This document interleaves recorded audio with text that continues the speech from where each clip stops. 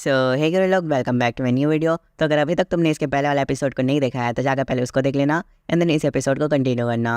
तो पिछले वाले एपिसोड में हम लोग ने देखा था कि हमारे यॉन मेमोस के साथ मिल करके 24th फ्लोर को क्लियर कर लेता है एंड फिर 24th फ्लोर को क्लियर करने के बाद वो लोग 25 फ्लोर के अंदर चले जाते हैं एंड जैसे वो लोग 25 फ्लोर के अंदर टेलीपोर्ट होते हैं, यॉन को उसके सामने में एक स्टैचू दिखता है जो कि आर्थर का रहता है। तो स्टोरी को हम लोग यहीं पर से कंटिन्यू करते हैं। यॉन उस स्टैचू को देखने के बाद आर्थर कहता है, तो फिर उसी समय हमें वहाँ बस आर्थर का आवाज़ सुनाई देता है जो यहाँ से बात करते हुए कहता है कि हाँ, ये जो बॉडी है वो मेरी बॉडी है, मैं ऐसा ही दिखा करता था। तो फिर इसके जवाब मियोन उसे कह देता है कि क्या तुम्हें अभी भी तुम्हारी बॉडी से इतने ज़्यादा अटैचमेंट है। तो फिर इसे सुनने के बाद आर्थर कहता है कि अगर मैं सही बोलूँ तो मेरे को मेरी बॉडी के साथ उतनी अटैचमेंट तो नहीं है, पर मेरे को इस और के बॉडी से बहुत ज़्यादा प्रॉब्लम है। अगर तुम चाहते हो तो तुम मुझे एक ह्यूमन बॉडी तो दे ही सकते हो ना। तो इसके रिप्लाई में यॉन उसे कह देता है कि आर्थर, अगर तुम चाहते हो तो मैं तुम्हें उस बिग काउ की बॉडी में डाल सकता हूँ जिसको हमने पिछले राउंड में मारा था। तो इसे सुनने के बाद आर्थर बहुत ज़्यादा गुस्से में कहता है कि मैंने एक ह्यूमन बॉडी बोला, बेवकूफ़। तो इसे सुनकर कि योन उसको कुछ रिप्लाई नहीं देता, बट उसी वक्त वहाँ पास मेमोस आ जाता है जो योन से बात करते हुए कहता है कि मैंने सुना था ब्रिटेन का करेंट किंग लैंसलॉट है, तो आखिर में अभी तक उसने इस आर्थर की स्टैचू को चेंज क्यों नहीं किया है। तो इसके रिप्लाई में योन उसे कह देता है कि क्योंकि वो बस एक टेम्पररी किंग है, वो अभी परमानेंट किंग नहीं बना है। तो इस बात को सुन करके मेमोस थोड़ा स्माइल करता है और कहता है कि टेम्पररी किंग ऐसा पॉसिबल ही नहीं है, क्योंकि आर्थर को यहाँ पर से डिसअपेयर हुए 1000 ईयर हो गए हैं एंड 1000 ईयर के अंदर अभी भी लैंसलॉट एक टेम्पररी किंग कैसे हो सकता है। तो इसके रिप्लाई में योन उसे कह देता है कि अगर मैं सही बोलूँ तो मेरे को भी इस चीज़ के बारे में नहीं पता, बट हम शायद तक जल्दी ही लैंसलॉट से मिलने वाले हैं। योन और मेमोस ऐसा बात कर ही रहे होते हैं कि उसी बीच कोई पर्सन उन लोग से बात करते हुए कहता है कि तो तुम लोग यहाँ पास आ गए। उस पर्सन के ऐसा कहने के तुरंत बाद हमें इस पर्सन के बारे में इन्फॉर्मेशन पता चलती है। ये जो पर्सन है उसका नाम है पर्सिवल एंड ये राउंड टेबल का 21st नाइट में से एक है। एंड हाँ, मैं यहाँ पर आपको राउंड टेबल के बारे में बता दूँ तो round table basically Olympus and ash gourd की तरह एक गिल्ड है जो कि इस प्लेस पर हुकूमत करती है। तो इसी के साथ हम स्टोरी को कंटिन्यू करते हैं। वो पर्सन सामने देख करके जो बाकी के प्लेयर रहते हैं उन लोग से बात करते हुए कहता है कि अभी अभी जिसने भी ये जो टेस्ट है उसको पास करके यहाँ पर पहुँचे हैं वो सब मेरे को अपना नाम बताया। ये सुनने के बाद बहुत सारे पर्सन अपना नाम बताने लगते हैं। तो इस चीज़ को देख कर कि योन अपने मन में कहता है कि जरा देखो, यहाँ पर राउंड टेबल का एक नाइट आ गया है, बट आखिर में इसको यहाँ पर क्या काम होगा। वो ऐसा बोलने के बाद कुछ समय के लिए शांत रहता है एंड फिर दोबारा से अपने मन में अपने आप से बातें करते हुए कहता है कि जो राउंड टेबल है वो सही में बहुत ज़्यादा ग्रोइंग गिल्ड है, ये अभी फ़िलहाल में बहुत ज़्यादा ग्रो हुई है। वो ये सब सोच ही रहा होता है कि उसी बीच मैं उससे बात करते हुए कहता है कि क्या ये सब राउंड टेबल के नाइट्स हैं। इसके जवाब मियोन उसे कह देता है कि हाँ, ये लोग राउंड टेबल के ही नाइट्स हैं। बट उसी वक्त पर्सिवल उन लोग को देख लेता है एंड योन और मेमोस से क्वेश्चन पूछते हुए कहता है कि आगे में तुम दोनों का क्या नेम है। तो इसके जवाब में योन और मेमोस अपना अपना नेम बता देते हैं। तो इसे सुनने के बाद पर्सिवल उन लोग को रिप्लाई देते हुए कहता है कि सही में तुम लोग यहाँ पर बहुत ज़्यादा शांत लग रहे हो, पर मेरे ख्याल से तुम लोग बहुत ज़्यादा पावरफुल हो गए। बाय द वे, मेरा नाम पर्सिवल है एंड मैं राउंड टेबल का 31st नाइट हूँ। ये बोलने के बाद पर्सिवल बहुत ज़्यादा स्माइल कर लगता है, बट उसी वक्त वो थोड़े कोल्ड आवाज़ में यहाँ से बात करते हुए कहता है कि एनीवे, मैं यहाँ बस अपनी मेजेस्टी के ऑर्डर पे आया हूँ। जो हमारे किंग है उन्होंने हम लोग को ऑर्डर दिया है कि यहाँ पर जितने भी सारे न्यू प्लेयर आएंगे उनको हमें हमारे किंगडम की कैपिटल में जाना है ताकि वो हमारे राउंड टेबल को ज्वाइन कर सके एंड हमारे राउंड टेबल के स्टेट्स को फुल कर सके। तो जो भी प्लेयर हमारे राउंड टेबल गिल्ड को ज्वाइन करने में इंटरेस्टेड है वो मेरे को फॉलो करे, क्योंकि हमारे ब्रिटेन का कैपिटल अभी थोड़े दूर पे है। एंड हाँ, इसके बारे में जो बाकी की इन्फॉर्मेशन है वो मैं तुमको कैपिटल में पहुँचने के बाद दूंगा। ये बोलने के बाद पर्सिवल वहाँ पर से जाने लगता है और सभी लोग को कह देता है कि जो लोग भी जाने में इंटरेस्टेड है वो मेरे को फॉलो करो। इस बात को सुनने के बाद मेमोस अपने मन में कहता है कि क्या हमें जाना चाहिए। वो ऐसा सोच ही रहा होता है कि उसी बीच योन उसके पीछे से आता है और उसके गले और कंधे के बीच में हाथ रखता है और उससे बातें करते हुए कहता है कि मेमोस, आखिर में तुम क्या सोच रहे हो। तो इसे सुनने के बाद मेमोस उसे कुछ रिप्लाई नहीं दे पाता और बहुत ज़्यादा शर्माते हुए योन से कह देता है कि मैं यहाँ पर कुछ डाउट थे उन्हीं के बारे में सोच रहा था। भाई, अगर ये लड़का है तो यहाँ पर शर्मा क्यों रहा है। मैं सही बताऊँ तो इस बारे में बहुत ज़्यादा कन्फ्यूज़ हूँ, क्या पता राइटर आगे जाकर इसको लड़की बना दे। तो इसी के साथ हम स्टोरी कंटिन्यू करते हैं। तो मेमोस की इन सारी बातों को सुनने के बाद योन से हाँ बोल देता है एंड फिर से बातें करते हुए कहता है कि हम लोग इन लोग के पीछे जाने वाले हैं। उसके ऐसे कहते ही ये जो सीन है वहीं पर कट रहता है। फिर नेक्स्ट सीन में हम एक बहुत बड़े गेट को देख पाते हैं जहाँ पर पर्सिवल भी रहता है एंड फिर पर्सिवल उस गेट को देख करके सारे प्लेयर से बातें करते हुए कहता है कि तो फाइनली हम लोग ब्रिटेन की कैपिटल कैमलॉट में पहुँच गया है। तो इसकी इस बात को सुन करके वहाँ पर दो प्लेयर उस वॉल को देख करके बहुत ज़्यादा हैरान हो जाते हैं एंड आपस में बात करते हुए कहते हैं कि जरा देखो, ये जो वॉल है वो सही में बहुत ज़्यादा बड़ा है। मैंने कभी इमेजिन भी नहीं किया था कि मैं इतना ज़्यादा बड़ा वॉल कभी देख भी पाऊँगा। वो लोग ऐसा बोल ही रहे होते कि उसी बीच हमें दोबारा से पर्सिवल को दिखाया जाता है जो सामने देख करके किसी से बात करते हुए कहता है कि बट यहाँ पर एक प्रॉब्लम है। वो ऐसा बोल करके हमारे योन और मेमोस की तरफ देखने लगता है और कहता है कि जो हमारे ब्रिटेन का कैपिटल है कैमलॉट, उसके अंदर हम डीमंस को नहीं आने देते। तो इस बात को सुनकर के मेमोस बहुत ज़्यादा गुस्सा हो जाता है एंड फिर उसे बात करते हुए कहता है कि आखिर में तुम कैसी नॉनसेंस बातें कर रहे हो, तुम यहाँ पर डीमन के साथ रेसिस में नहीं कर रहे हो क्या। तो इसकी इस बात को सुनकर के योन उसको रिप्लाई देते हुए कहता है कि हाँ, यहाँ पर ब्रिटेन के अंदर 3 लॉस है कि जो ब्रिटेन है उसके अंदर कोई डीमंस नहीं आ सकते। यून कैसे कहते ही हम वहाँ पर परसिवल को देख पाते हैं, जो मेमोस को रिप्लाई देते हुए कहता है कि अगर मैं सही बोलूँ तो ये जो 3 लॉस हैं वो हमारी किंग ऑथर के जाने के बाद बनाए गए थे, क्योंकि हमारे किंग ऑथर अचानक से डिसअपेयर हो गए थे। तो इसीलिए हम इतनी ज़्यादा सेंसिटिव मैटर पर कोई चेंज नहीं कर सकते। बट अगर तुमको अभी भी हमारे कैसल के अंदर में आना है तो यून को तुम्हारी गारंटी लेनी पड़ेगी कि तुम अंदर जाने के बाद यहाँ पर कुछ भी बुरी हरकत नहीं करोगे। तो इसे सुनकर कि यून उसको कुछ रिप्लाई नहीं देता, बट मेमोस बहुत ज़्यादा गुस्से में उससे बात करते हुए कहता है कि क्या तुम लोग यहाँ पर पागल हो गए हो, और आखिर में यून मेरा गारंटी क्यों ले, मेरा जो एग्जिस्टेंट है वही मेरा प्रूफ है, और क्या तुम्हें पता है कि मेरा जो फादर है वो कौन है। तो इसके जवाब में परसिवल उसको रिप्लाई देते हुए कह देता है कि मेमोस मुझे इस बात से फ़र्क नहीं पड़ता कि तुम्हारे फादर कोई भी हो, क्योंकि हमारे ब्रिटेन के लॉज किसी के फादर के लिए चेंज नहीं होते। तो इस बात को सुनने के बाद मेमोस बहुत ज़्यादा गुस्सा हो जाता है एंड उसको रिप्लाई देते हुए कहता है कि इडियट, मेरे फादर बैरियन है, the great demon king, and इसके साथ साथ मेरे फादर टॉप 100 हाई रैंकर में से एक हैं। तो इस बात को सुनने के बाद तो आपस बहुत सारे नाइट्स बहुत ज़्यादा हैरान हो जाते हैं एंड आपस में बात करते हुए कहते हैं कि क्या इसने भी बैरियल कहा। तो इस बात को सुनकर के मेमोस बहुत ज़्यादा गुस्से में उन लोग को रिप्लाई देते हुए कहता है कि हाँ वही बैरियल जो 7 डीमन किंग में से एक है एंड वो डीमन लॉर्ड गिल्ड में से भी एक है, और अगर तुम लोग नहीं चाहते कि मैं अपने फादर को इन सारी चीज़ों के बारे में बताऊँ तो तुम लोग मुझसे यहाँ पर माफ़ी मांगो और मेरे को ये जो कैपिटल है उसके अंदर जाने दो। तो इस बात को सुन करके परसिवल वहाँ पर कुछ नहीं कह पाता, बट उसी वक्त उसके बगल वाला नाइट उससे बात करते हुए कहता है कि परसिवल हम लोग को इन दोनों को अंदर जाने देना चाहिए, क्योंकि हम बैरियल से दुश्मनी नहीं ले सकते। तो इसे सुनने के बाद परसिवल भी हाँ बोल देता है एंड गेट्स को ओपन कर लेता है। फिर हमें नेक्स्ट सीन में दिखाया जाता है हमारे यून और मेमोस उस गेट के अंदर जाने लगता है, बट उसी वक्त मेमोस यून से बात करते हुए कहता है कि सही में ये जो प्लेस है वो बहुत ज़्यादा घटिया है। तो इसके जवाब में यून उसे कह देता है कि हम यहाँ पर कुछ भी नहीं कर सकते। वो लोग ऐसा बोलते बोलते अंदर जाने लगता है, बट इसी बीच यून के पास बहुत सारी नोटिफिकेशन आने लगता है जिसमें उसे बताया जाता है कि आपके पास जो एग है वो यहाँ पर सब उठ चुका है, क्योंकि इस प्लेस के अंदर उसको बहुत ज़्यादा एनर्जी फील हुई है और इसी वजह से वो बहुत ज़्यादा हंग्री हो गया है एंड रो रहा है कुछ खाने के लिए। तो इस बात को देखने के बाद यून अपने मन में कहता है कि मैं जैसे सोचा था ये जो प्लेस है उसके अंदर कोई ना कोई ऑटर गॉड के तो प्रेग्नेंट है, वैसा बोल करके कुछ समय के लिए शांत रहता है एंड फिर सामने वाले कार्सल को देख करके अपने मन में कहता है कि मैंने ऑलरेडी अपनी हेवन स्लेइंग स्टार का कंप्लीटेशन रेट कंप्लीट कर लिया, तो नेक्स्ट बारी अब मुझे जल्दी जल्दी मेरा जो एग है उसका हैचिंग रेट इंक्रीज़ करना है। वो ऐसा बोलने के बाद सामने चलने लगता है, बट इसी बीच उसके पास बहुत सारे नोटिफिकेशन आने लगते हैं जिसमें उसे बताया जाता है कि आपका एग आपको बोल रहा है कि आप जल्दी से उसका हैचिंग रेट इंक्रीज़ कीजिए। इस चीज़ को देखने के बाद यून थोड़ा परेशान हो जाता है एंड अपने मन में कहता है कि ये जो एग है वो सही में बहुत ज़्यादा बेकार है, ये चाहता है कि सारे काम को मैं खुद करूँ एंड ये बस खाना खाकर बस ऐसे ही पड़ा रहा है।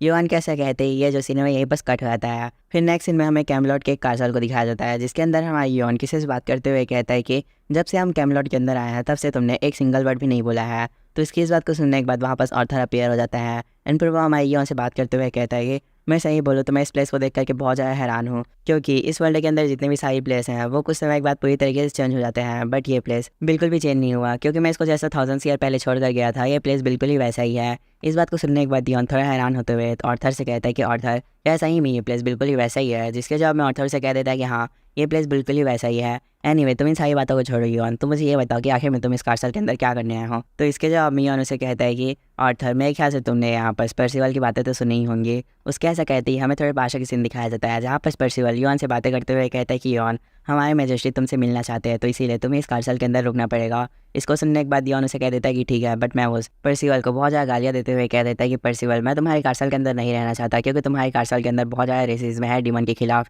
इसलिए मैं बाहर ही में रहूँगा। इस बात को सुनने के बाद परसिवल भी हाँ बोल देता है एंड फिर इसी के साथ सीन वापस से प्रेजेंट में आ जाता है जहाँ पर यून से ऑर्थर बात करते हुए कहता है कि यून मैंने तुम्हारे और परसिवल की सारी बातों के बारे में सुना था, पर मेरे ख्याल से तुम परसिवल के कहने पे तो यहाँ नहीं आए हो, तो फिर आखिर में तुम यहाँ बस करने क्या आए हो। तो इसके जवाब में यून उसे कह देता है कि ऑर्थर तुमने मुझे बोला था कि तुमको एक फ्रेंड से मिलना है, तो मैं तुम्हें उस फ्रेंड से यहाँ पर मिलाने आया हूँ। तो इसके जवाब में ऑर्थर कह देता है कि क्या तुम्हारा फ्रेंड से मतलब मार्लिन से है, क्या तुम मुझे सही में यहाँ पर मार्लिन से मिलाओगे। तो इसके जवाब में यून उसे कह देता है कि हाँ मैं तुम्हें यहाँ मार्लिन से मिलाऊंगा। तो इसे सुनने के बाद ऑर्थर उसका रिप्लाई देते हुए कहता है कि मैं अगर सही बोलूँ तो मैं इस ऑर्क बॉडी में मार्लिन से नहीं मिलना चाहता, क्योंकि अगर वो मुझे इस ऑर्क बॉडी में देखेगा तो वो मेरे लिए बहुत ज़्यादा परेशान हो जाएगा। तो इस बात को सुनने के बाद यून उसको कुछ रिप्लाई नहीं देता। फिर ऑर्थर उसे आगे बात करते हुए कहता है कि यून तुम्हें यहाँ पर जितनी भी सारी चीज़ें हैं उसको अच्छे तरीके से प्लान कर लेना चाहिए, क्योंकि ब्रिटेन कोई नॉर्मल प्लेस नहीं है जिसमें तुम कुछ भी कर सको। तो इसके जवाब में यून उसे कहता है कि ऑर्थर अगर मैं सही बोलूँ तो मैंने इन सारी चीज़ों के बारे में बहुत पहले से प्लान कर रखा है, तो इसीलिए तुम बस देखो कि मैं यहाँ पर क्या क्या करने वाला हूँ।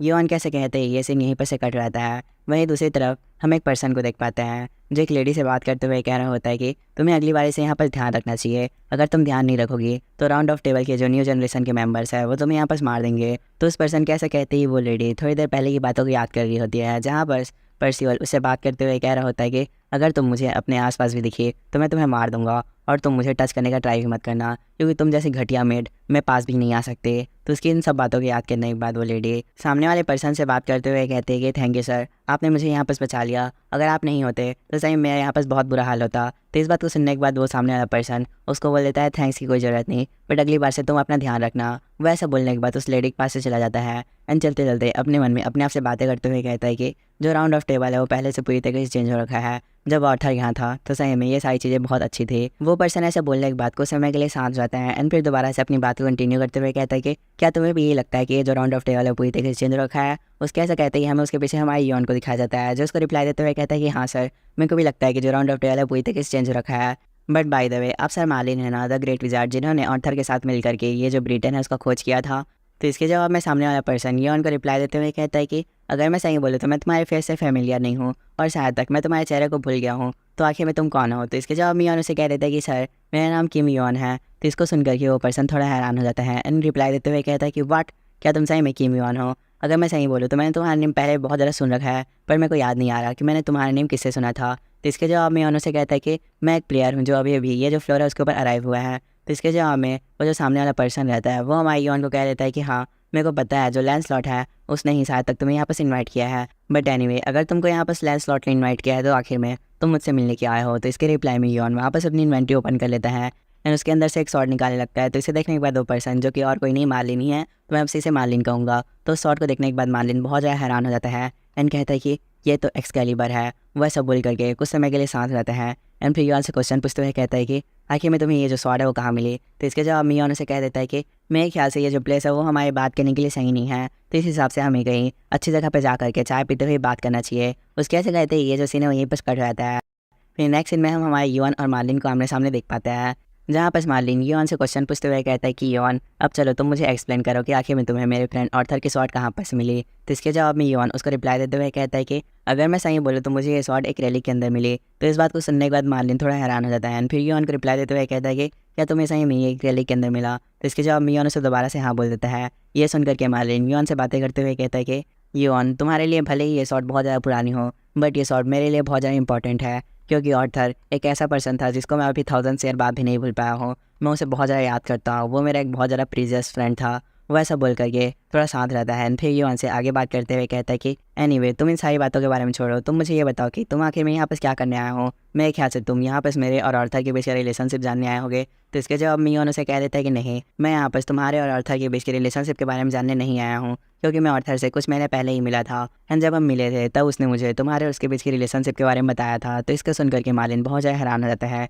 एंड यौन से क्वेश्चन पूछते हुए कहता है कि कुछ महीने पहले, क्या इसका मतलब ये है कि ऑर्थर अभी भी जिंदा है। तो इसके जवाब में यौन उसे कह देता है कि नहीं, वो अभी जिंदा नहीं है। यौन ऐसा बोल करके अपनी कनाई का यूज़ करता है एंड वापस ऑर्थर को सामान कर लेता है। ये देख करके मार्लिन बहुत ज़्यादा कोल्ड आवाज़ में यौन से बात करते हुए कहता है कि तो तुम एक नेक्रोमेंसर हो, सही में तुम्हारी एबिलिटी बहुत ज़्यादा रेयर है, तो आखिर में तुम यहाँ पर क्या प्लान कर रहे हो। क्या तुम अपने अनडेड के साथ मुझे यहाँ पर हार्म करना चाहते हो। तो इसके जवाब में यौन उसे कह देता है कि ऑफ कोर्स नॉट, तुम यहाँ पर सारी चीज़ों को बहुत ज़्यादा मिसअंडरस्टैंड कर रहे हो। ये बोलने के बाद यौन ऑर्थर से बात करते हुए कहता है कि क्या तुम इससे यहाँ पर बात नहीं करना चाहते। तो इसके जवाब में ऑर्थर यौन को कुछ रिप्लाई नहीं देता एंड फिर मार्लिन से बात करते हुए कहता है कि ओए गीज़र, बहुत ज़्यादा लंबा समय हो गया, हम लोग मिले नहीं थे। तो इसको सुनने के बाद मार्लिन बहुत ज़्यादा रोने लगता है और कहता है कि ऑर्थर। तो इसे सुनकर के ऑर्थर उसको रिप्लाई देते हुए कहता है कि आखिर में तुमने मुझे कैसे पहचान लिया। तो इसके जवाब में मार्लिन उससे बात करते हुए कहता है कि ओए बेवकूफ़ ऑर्थर, ये बहुत ज़्यादा ऑब्वियस सी बात है, क्योंकि मुझे यहाँ बस गीज़र करके तुम्हारे अलावा और कोई नहीं बुलाता। तो इस बात को सुनकर के ऑर्थर उसको रिप्लाई देते हुए कहता है कि क्लैम डाउन गीज़र, तुम यहाँ पर रोना बंद करो, मैं यहाँ पर तुमसे बात करने के लिए मरकर वापस जिंदा हुआ हूँ। तो इसे सुनकर के मार्लिन उसको रिप्लाई देते हुए कहता है कि ऑर्थर आखिर में तुम इस ऑर्क की बॉडी में क्या कर रहे हो। तो इसके रिप्लाई में ऑर्थर थोड़ा गुस्सा करते हुए यौन की तरफ देखने लगता है और कहता है कि ये जो सारी गलतियाँ हैं वो इस बच्चे की गलती है, बट एनीवे तुम इन सारी बातों को छोड़ो। मार्लिन, मुझे यहाँ पर तुम्हें कुछ बताना है। तो फिर ऑर्थर की इस बात को सुनने के बाद यौन वहाँ पर बहुत ज़्यादा सीरियस हो जाता है एंड फिर मार्लिन ऑर्थर को रिप्लाई देते हुए कहता है कि ऑर्थर, क्या जो तुम बात बताने वाले हो वो तुम्हारे मर्डर से रिलेटेड है। तो इसके जवाब में ऑर्थर उससे कहता है कि नहीं, मेरा जो मर्डर था उसको तो पहले ही यौन ने बहुत बुरी तरीके से मार रखा है। तो इस बात को छोड़ करके मैं यहाँ पर तुम्हें जो चीज़ बताने वाला हूँ वो बहुत ज़्यादा क्रिटिकल मैटर है एंड वो चीज़ ये है कि मैं जो सन है उसको मारने वाला पर्सन अभी भी इस कार्सल के अंदर है। तो इस बात को सुनने के बाद मार्लिन बहुत ज़्यादा गुस्सा हो जाता है एंड ऑर्थर से क्वेश्चन पूछते हुए कहता है कि वो कौन है। तो इसके जवाब में ऑर्थर उसे कह देता है कि वो लैंसलॉट है जिसने मेरे सन को मारा है। इस बात को सुनकर के मार्लिन अपनी बहुत ज़्यादा पावर को रिलीज़ करने लगता है, बट उसी बीच योन उसके कंधे पे हाथ रखता है और उसे कहता है कि सर आप इधर अपने आप को थोड़ा शांत रखिए, क्योंकि ये जो मैटर है वो बहुत ज़्यादा क्रिटिकल है, तो इस हिसाब से हम यहाँ पर थोड़े से भी केयरलेस नहीं हो सकते। तो योन की इस बात को सुनकर के मार्लिन अपनी पावर को कंट्रोल में करता है एंड फिर आर्थर से बात करते हुए कहता है कि आर्थर क्या वो लैंसलॉट ही है जिसने तुमको मरवाया था या फिर मारा था। तो इसके रिप्लाई में आर्थर मार्लिन से कहता है कि मार्लिन तुम्हें क्या लगता है कि उस जैसा पर्सन मेरे ऊपर एक हिट भी लैंड कर सकता है। तो ये सुनने के बाद मार्लिन आर्थर को रिप्लाई देते हुए कहता है कि हाँ तुम सही बोल रहे हो, उस जैसा पर्सन तुमको टच भी नहीं कर सकता था क्योंकि तुम बहुत ज़्यादा स्ट्रांग हुआ करते थे। एंड हाँ उस समय तो लैंसलॉट एक रैंकर भी नहीं हुआ करता था,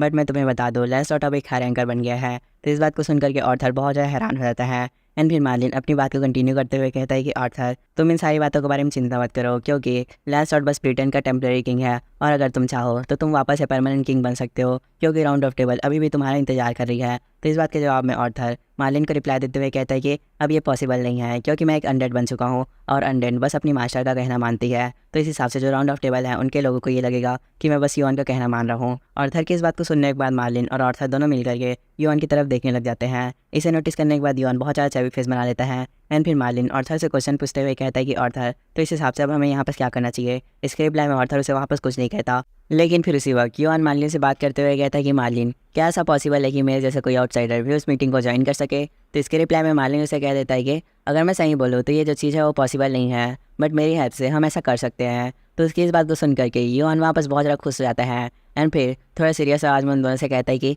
तो चलो 10 दिन बाद हम ये जो राउंड टेबल है उसको पूरी तरह से फ्लिप कर देंगे। उसके ऐसे कहते ही ये जो सीन है यहीं पर कट जाता है। फिर नेक्स्ट सीन में हमें एक पर्सन को दिखाया जाता है जिसके पर से 2 लोग चल के आ रहे होते हैं। वो उस पर्सन को ग्रीट करता है, तो इसे देख करके वो पर्सन जा करके सामने वाले थ्रोन में बैठ जाता है। तो इसे देखने के बाद जो सामने वाले 2 पर्सन रहते हैं उनमें से एक पर्सन उस पर्सन से बात करते हुए कहता है कि योर मैजेस्टी मेरे ख्याल से आपका जो जर्नी था वो अच्छा ही रहा होगा। उसके ऐसा कहते ही हमें उसके सामने वाले पर्सन को दिखाया जाता है जो कि और कोई नहीं लैंसलॉट है। एंड फिर लैंसलॉट उन दोनों पर्सन से बात करते हुए कहता है कि क्या मैंने जो पर्सिवल का ऑर्डर दिया था उसको उसने पूरा कर लिया।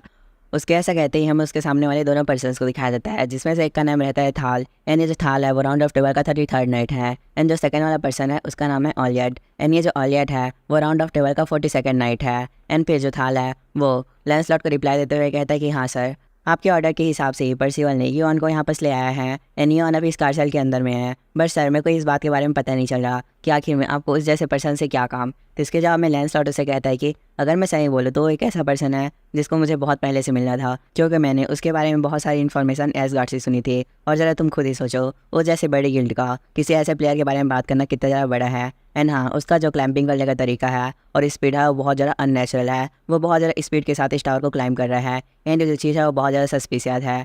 तो इसी कारण से एसगार्ड के लोग योन के बारे में सारी इन्फॉर्मेशन इकट्ठा कर रहे हैं। एंड हाँ इसी बीच में कोई एक इन्फॉर्मेशन पता चली है जो कि मुझे तुमको तो नहीं बतानी चाहिए, पर फिर भी से तुम मेरे बहुत ज़्यादा लॉयल नाइट्स हो इसीलिए मैं बता रहा हूँ। वो जो पर्सन योन है वो हमारी किंग आर्थर की डेथ से रिलेटेड है। तो इसकी इस बात को सुन करके वो जो सामने दोनों पर्सन रहते हैं वो लोग बहुत ज़्यादा हैरान हो जाते हैं। एंड फिर लैंसलॉट अपनी बात को कंटिन्यू करते हुए कहता है कि जो योन है उसी ने शायद हमारी किंग आर्थर को मारा है। तो इस बात को सुनने के बाद वो जो दोनों पर्सन रहते हैं वो लोग बहुत ज़्यादा गुस्सा हो जाते हैं एंड फिर लैंसलॉट से क्वेश्चन पूछते हुए कहता है कि योर मैजेस्टी क्या आप यहाँ पर सच बोल रहे हैं। तो इसके जवाब में लैंसलॉट से कह देता है कि अगर मैं सही बोलूँ तो हमारे पास प्योर एविडेंस तो नहीं है, बट तुम ज़रा सोचो कोई ऐसा प्लेयर जिसके पीछे कोई बैकग्राउंड भी नहीं है और वो इतनी आसानी के साथ लेवल अप कर रहा है, और तो और एसगार्ड जैसी बड़ी गिल्ड उसके पीछे पड़ी है उसकी इन्फॉर्मेशन को पता करने के लिए, फिर भी से उसकी कुछ इन्फॉर्मेशन बाहर नहीं निकल रही है। तो इस चीज़ में कोई गड़बड़ नहीं है क्या। तो इस बात को सुन करके वो जो दोनों नाइट हैं वो लोग बहुत ज़्यादा गुस्सा होने लगते हैं। एंड फिर थैल लैंसलॉट से बात करते हुए कहता है कि योर मैजेस्टी अब मेरे को समझ में आ गया कि आखिर में आपने उस प्लेयर को यहाँ पर क्यों बुलाया है,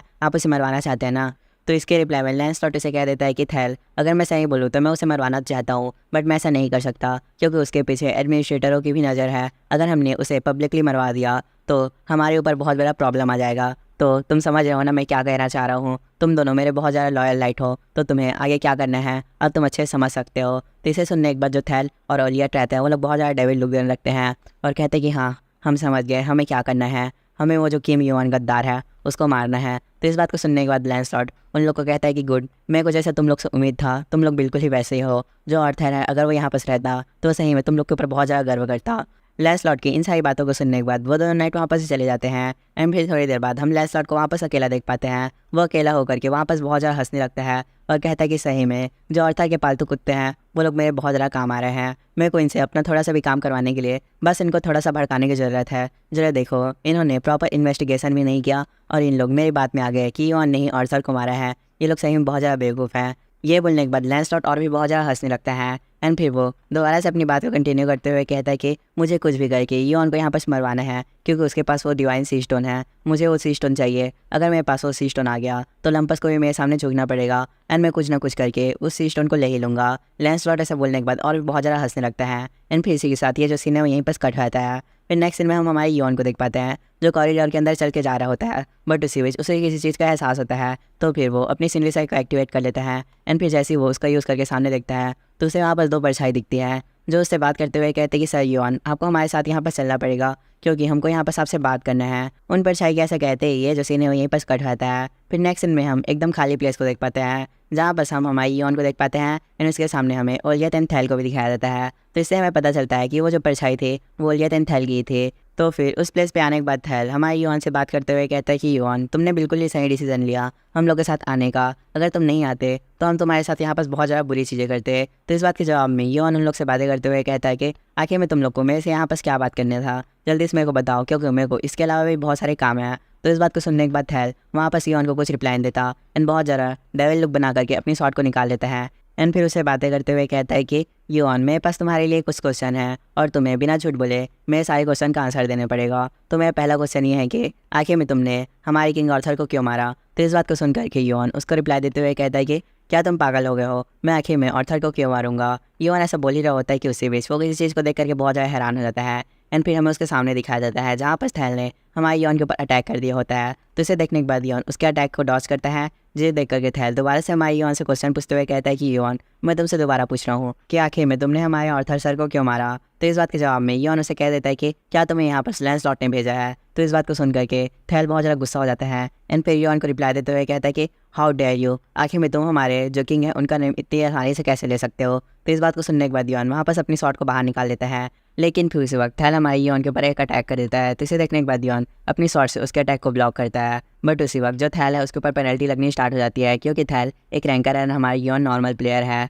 तो इसे देखने के बाद योन अपने मन में कहता है कि जरा देखो, ये जो नाइट है उसके ऊपर पेनल्टी लगना स्टार्ट हो गई है, फिर भी से ये अभी इस पेनल्टी के बारे में नहीं सोच रहा, ये बिना रुके मेरे ऊपर अटैक कर रहा है। तो इस हिसाब से मुझे यहाँ पर क्या करना चाहिए। योन ऐसा सोच ही रहा होता है कि उसी बीच फिर वो सामने बढ़ जाता है एंड कहता है कि मैं इस चीज़ को जल्दी से ख़त्म कर दूंगा क्योंकि मेरे पास अभी ज़्यादा वक्त नहीं है। वो ऐसा बोल करके थैल के एकदम करीब चल जाता है। तो इसे देखने के बाद थैल बहुत ज़्यादा हैरान हो जाता है, बट थैल अपने आप को योन से थोड़ा दूर कर लेता है एंड फिर अपने मन में अपने आप से बातें करते हुए कहता है कि सही में जो योन है वो बहुत ज़्यादा स्ट्रॉन्ग है। इसने एक पल के लिए मेरे जितने भी सारी मूवमेंट थे उसे रोक दिया था, बट फाइनली मैं इसके अटैक से बच गया। पर अब मुझे ये समझ में आ गया कि आखिर में लैंसलॉट सर ने मुझे इससे बच के रहने के लिए क्यों बोला था। ये बोल करके थैल कुछ समय के लिए शांत रहता है एंड फिर थोड़े पार्शल से याद करने लगता है जहाँ पर लैंसलॉट उससे बातें करते हुए कहता है कि थैल एंड ओलियट, तुम लोग बहुत ज़्यादा संभल के रहना क्योंकि जो योन है वो बहुत ज़्यादा खतरनाक पर्सन है। अगर मैं सही बोलूँ तो योन अकेले आर्थर को तो नहीं मार सकता, पर योन ने आर्थर को मारने के लिए किसी का सहारा लिया था। मेरे ख्याल से उसने डीमन गिल्ड के साथ संबंध बनाया था आर्थर को मारने के लिए। तो इन सारी बातों को याद करने के बाद थैल और भी बहुत ज़्यादा गुस्सा हो जाता है एंड फिर हमारे योन को देखने लगता है। तो फिर उसी समय हम वहाँ पर हमारे योन को देख पाते हैं जो अपनी किनारे की तरफ देखने लगता है क्योंकि वहाँ पर आर्थर से बात करते हुए कह रहा होता है कि योन, तुम इनमें से किसी भी नाइट को मत मारना क्योंकि ये दोनों नाइट में बहुत ज़्यादा नॉर्मल नाइट्स हैं एंड अगर मैं सही बोलूँ तो इन सारी चीज़ों में इनकी कोई भी गलती नहीं है। तो इसके रिप्लाई में योन उसको जवाब देते हुए कहता है कि हाँ आर्थर, तुम बिल्कुल ही सही बोल रहे हो, ये जो दोनों नाइट हैं उनको रियलिटी के बारे में नहीं पता है एंड अगर इन्हें रियलिटी के बारे में पता होता तो ये ऐसी हरकत नहीं करते। योन ऐसे बोल करके कुछ समय के लिए शांत रहता है एंड फिर अपने मन में अपने आप से बातें करते हुए कहता है कि क्या मैं इन दोनों के सामने आर्थर को समन कर लूँ। ये बोल करके वो दोबारा से कुछ समय के लिए शांत जाता है एंड फिर अपने मन में कुछ बातें सोचने लगता है और कहता है कि नहीं, मैं इन लोगों के सामने आर्थर को समन नहीं कर सकता क्योंकि ये लोग आर्थर को देखने के बाद भी मेरे ऊपर बिलीव नहीं करेंगे क्योंकि मार्लिन आर्थर को बहुत अच्छे तरीके से पहचानता था, इसीलिए उसने मुझ पर बिलीव किया, पर ये दोनों नाइट मेरे पर बिलीव नहीं करेंगे। योन ऐसा बोल ही रहा होता है कि उसी बीच जो ओलियट है वो हमारे योन के सामने आता है एंड अपनी एक स्किल का यूज़ करता है जिस वजह से वहाँ पर एक ग्राउंड बनने लगता है। तो इसे देख करके योन उसे बात करते हुए कहता है कि तो यहाँ पर तुम मुझसे अकेले लड़ना चाहते हो। तो इसके जवाब में ओलियट उसको रिप्लाई देते हुए कहता है कि हाँ, मैं तुमसे अकेले लड़ना चाहता हूँ क्योंकि अगर हम दोनों प्लेयर मिलकर तुम्हारे ऊपर अटैक करें तो ये हमारी प्राइड के ऊपर बहुत ज़्यादा ठेस पहुँचाएगा। तो इस बात को सुनकर के योन बहुत ज़्यादा हंसने लगता है और कहता है कि सही में तुम लोग बहुत ज़्यादा अच्छे नाइट हो, पर अगर तुमको सच के बारे में पता रहता तो तुम लोग ऐसा नहीं करते।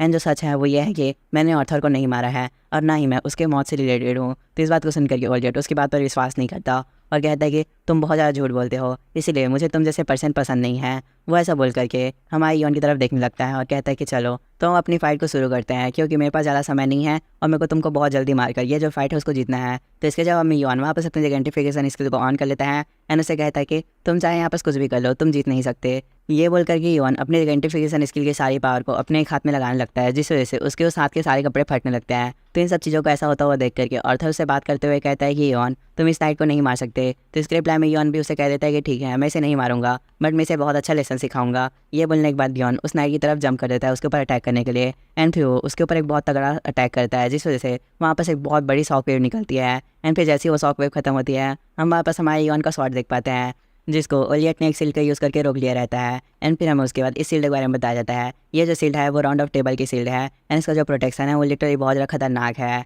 एंड इसी के साथ इस सील्ड की इन्फॉर्मेशन यहाँ पर खत्म हो जाती है एंड जैसी इन्फॉर्मेशन खत्म होती है हम वापस ओलियन को देख पाते हैं, जो हमारे योन को देख करके अपने मन में कहने लगता है कि जैसा मैंने सोचा था ये जो पर्सन है वो कोई ऑर्डिनरी पर्सन नहीं है। तो इस हिसाब से जो हमारे लैंसलॉट सर बोल रहे थे उनकी सारी बातें सच है। वो ऐसा बोल करके और भी बहुत ज़्यादा गुस्सा हो जाता है, बट इसी वक्त हमारा योन उसके ऊपर बहुत ज़्यादा अटैक करने लगता है। तो इसे देख करके ओलियंट हमारे योन के सारे अटैक को ब्लॉक कर रहा होता है अपनी शील्ड के हेल्प से। एंड फिर वो योन के ऊपर अपनी शील्ड का यूज़ करके एक अटैक करता है, जिससे बचने के लिए योन उसे थोड़ा पीछे हो जाता है। एंड फिर उसे देख करके अपने मन में कहने लगता है कि जरा देखो ये जो बंदा है उसके पास लिटरली बहुत ज़्यादा स्ट्रेंथ है, बट इसके बावजूद भी ये डिफेंस टाइप फाइट करता है बिल्कुल एक टैंक की तरह। एंड ये एक ऐसा टैंक है जो इस किले के दरवाजे को भी तोड़ सकता है आराम से। वो ऐसा सोच ही रहा होता है कि उसी बीच ओलियंट हमारे योन से बात करते हुए कहता है कि क्या तुम अपनी और भी पावर का मेरे ऊपर यूज़ करना चाहते हो, एंड अगर तुम अपनी पावर का यूज़ नहीं करना चाहते तो तुम यहाँ बस मरने के लिए रेडी हो जाओ। तो इस बात के जवाब में योन उसकी तरफ आगे बढ़ने लगता है और फिर ओलियंट से बात करते हुए कहता है कि अगर तुम मेरे यहाँ पर और भी ज़्यादा पावर देखना चाहते हो तो ठीक है मैं तुम्हें अपनी पावर दिखाऊंगा। ये बोलने के बाद योन अपनी आइडेंटिफिकेशन स्किल को और भी बहुत ज़्यादा बढ़ाने लगता है, जिस वजह से उसकी पावर धीरे धीरे करके बढ़ने लगती है। इन दी एंड योन के पास एक नोटिफिकेशन आता है जिसमें से बताया जाता है कि आपने फर्स्ट बारी अपनी आइडेंटिफिकेशन स्किल को पूरी तरीके से यूज़ किया है। तो फिर इसे देखने के बाद योन बहुत ज़्यादा सीरियस हो जाता है और अपनी पूरी पावर का यूज़ करके ओलियन की सील के ऊपर एक पंच मार देता है, जिससे वहाँ पर बहुत ज़्यादा शॉक वेव निकलने लगती है। तो इसे देख करके ओलियन बहुत ज़्यादा घबराने लगता है और अपने मन में कहता है कि नहीं ऐसा हो ही नहीं सकता, आखिर में इतनी ज़्यादा स्ट्रेंथ किसी बंदे के पास कैसे हो सकती है। वो ऐसा बोल करके अपनी शील्ड का जो पावर रहता है उसको ऑन कर लेता है, जिस वजह से वहाँ पर एक प्रोटेक्शन शील्ड और बन जाती है। बट उसी वक्त योन उसमें और भी बहुत ज़्यादा पंचेस मारने लगता है, जिस वजह से वो शील्ड धीरे धीरे करके टूटने लगती है। तो फिर इसे देख करके ओलियन बहुत ज़्यादा परेशान होते हुए अपने मन में कहता है कि यह पॉसिबल ही नहीं है कि कोई प्लेयर इस शील्ड को तोड़ सके जो अभी तक रैंकर भी नहीं बना है। वो ऐसा बोल ही रहा होता है कि उसी बीच योन एक और पंच मारता है, जिस वजह से उसकी शील्ड पूरी तरीके से टूट जाती है। एंड इसके इम्पैक्ट से वहाँ पर एक बहुत बड़ा ब्लास्ट होता है एंड उस ब्लास्ट की वजह से चारों तरफ धुआं फैल जाता है। एंड जैसे ही चारों तरफ का धुआं हटता है हम वहाँ बस ठहर को देख पाते हैं, जो ओलियन के सामने आकर खड़ा हो जाता है। बट उसी वक्त योन उन लोग से बातें करते हुए कहता है कि अगर मैं सही बोलूँ तो तुम दोनों मिल करके भी मेरे को यहाँ पर नहीं हरा पाओगे, एंड अगर मैं यहाँ पर चाहूँ तो मैं तुम दोनों को बहुत ज़्यादा आसानी से मार सकता हूँ, बट मैं इधर तुम लोग को मारना नहीं चाहता, इसीलिए मैं तुम लोग को एडवाइस दे रहा हूँ कि तुम लोग मेरे साथ फाइट मत करो एंड अपना जो काम है उस पर वापस लौट जाओ। तो इसे सुनने के बाद थैल बहुत ज़्यादा गुस्सा हो जाता है एंड फिर हमारे योन को रिप्लाई देते हुए कहता है कि तुमने सही में हम लोग को इधर बहुत ज़्यादा अंडर एस्टिमेट किया, तो इसी वजह से मैं यहाँ पर सब तुमको मारने वाला हूँ। वो ऐसा बोल करके अपनी स्किल को ऑन कर लेता है जिसका नाम रहता है कोलोसल स्वॉर्ड। वो उसका यूज़ करके हमारे योन के ऊपर एक अटैक कर देता है, बट योन उसके अटैक को डॉज करता है एंड फिर आसमान में चले जाता है। तो इसे देखने के बाद थैल अपनी एक और स्किल का यूज़ करता है, जिस वजह से हमारे योन के ऊपर बहुत ज़्यादा स्वॉर्ड के स्लैशेस आने लगते हैं। तो इसे देख करके योन थोड़ा परेशान हो जाता है, बट फिर उसी समय वो अपनी स्काई वॉक का यूज़ करता है एंड फिर आसमान में ही बहुत ज़्यादा मूव करने लगता है। लेकिन फिर वो अचानक से बहुत स्पीड के साथ आकर के थैल के ऊपर एक अटैक कर देता है, जिस वजह से वहाँ पर एक बहुत बड़ा ब्लास्ट होता है, बट थैल उसके अटैक को ब्लॉक कर देता है। लेकिन फिर योन यहाँ पर नहीं रुकता, वो थैल के ऊपर और भी बहुत ज़्यादा अटैक करने लगता है, जिस वजह से थैल के मुँह से बहुत ज़्यादा खून निकलने लगता है। तो इस सब चीज़ों को ऐसा होता हुआ देख करके थैल अपने मन में कहता है कि सही में योन बहुत ज़्यादा स्ट्रॉन्ग पर्सन है, तो इस हिसाब से अगर हमें योन को हराना है तो हमें उस चीज़ का यूज़ करना ही पड़ेगा। वो ऐसा बोल करके ओलियन की तरफ जंप कर लेता है एंड फिर ओलियन से बात करते हुए कहता है कि ओलियन अब ये समय आ गया है कि हमें उस टेक्निक का यूज़ करना चाहिए, क्योंकि अगर हमने उस टेक्निक का यूज़ नहीं किया तो हम लोग यहाँ पर मारे जाएंगे। इस बात के लिए ओलियन भी वहाँ पर रेडी हो जाता है एंड फिर वो दोनों जने मिल करके अपने एक बहुत ज़्यादा पावरफुल स्किल का यूज़ करने लगता है, जिस वजह से आसमान में एक बहुत बड़ी शॉट बन जाती है। तो इसे देखने के बाद ओलियन एंड थैल अपने मन में अपने आप से बातें करते हुए कहते हैं कि अब चाहे यहाँ पर कुछ भी हो हम नहीं रुक सकते, चाहे हम मारे ही क्यों ना जाए। वो ऐसा बोल करके अपनी पावर का बहुत ज़्यादा यूज़ करने लगता है। फिर उसी बीच हम हमारे योन को देख पाते हैं, जो उन दोनों की इस स्किल को देख करके अपने मन में कहता है कि तो अब जो चीज़ें हैं वो सही में बहुत ज़्यादा डेंजरस हो चुकी है, तो इस हिसाब से मुझे अपनी जो पावर है उसका यूज़ कर ही लेना चाहिए। ये बोलने के बाद योन अपनी डिमोनिक एनर्जी का यूज़ करने लगता है एंड वो अपनी डिमोनिक एनर्जी का यूज़ करके उस स्वॉर्ड की तरफ आगे बढ़ने लगता है और आगे बढ़ते बढ़ते अपने मन में कह रहा होता है कि मुझे कुछ भी करके उसके बीच पॉइंट पर अटैक करना है। वो ऐसा बोल करके अपनी स्वॉर्ड के साथ उस स्वॉर्ड के ऊपर अटैक कर देता है, जिस वजह से वहाँ पर एक बहुत ही बड़ा ब्लास्ट होता है। एंड जैसे ही वहाँ पर ब्लास्ट खत्म होता है, हम थैल और ओलियन को देख पाते हैं जो ज़मीन में पड़े रहते हैं और इसी के साथ वो लोग बहुत ज़्यादा घायल भी रहते हैं। फिर थैल ओलियन से बात करते हुए कहता है कि ओलियन, क्या तुमने देखा योन ने लास्ट में डिमोनिक एनर्जी का यूज़ किया था? जिसके जवाब में ओलियन भी उसे कह देता है कि हाँ, उसने डिमोनिक एनर्जी का तो यूज़ किया था, बट आखिर में वो डिमोनिक एनर्जी का यूज़ कैसे कर सकता है? बट एनीवे, अब ये सोचने की बात तो नहीं है। सोचने की बात तो ये है कि क्या वो जिंदा है या मर गया। वो लोग ऐसा बोल करके जैसे ही सामने देखते हैं तो हमें उन लोग के सामने हमारे योन को दिखाया जाता है जो उन लोग की तरफ देख रहा होता है। तो इसे देखने के बाद वो दोनों जने बहुत ज़्यादा हैरान हो जाते हैं। आपस में बात करते हुए कहते हैं कि ऐसा हो ही नहीं सकता कि कोई हमारे judgement of the round table की स्किल को तोड़ पाए, ऐसा पॉसिबल ही नहीं है। वो लोग ऐसा बोल ही रहे होते हैं कि उसी बीच वहाँ पर एक पर्सन आ जाता है जो उन लोग से बातें करते हुए कहता है कि जरा देखो तो मेरे ट्रेनिंग ग्राउंड के अंदर पूरी तरह से तबाही मच गई है। तो इस बात को सुनने के बाद दोनों नाइट बहुत ज़्यादा हैरान हो जाते हैं। एंड फिर आर्थर हमारे युआन से बात करते हुए कहते हैं कि युआन, तो फाइनली अब तुम लैंसलॉट से मिलने वाले हो, तो थोड़ा संभाल के रहना क्योंकि वो बहुत ही बड़ा बास्टर्ड है।